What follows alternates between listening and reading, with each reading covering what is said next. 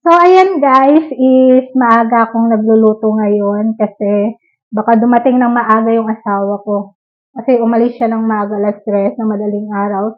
Sinabi niya is uuwi daw siya ng maaga. So, nagluto na tayo ng maaga. Saka nagugutom na rin ako guys. So, samahan niyo ako magluto.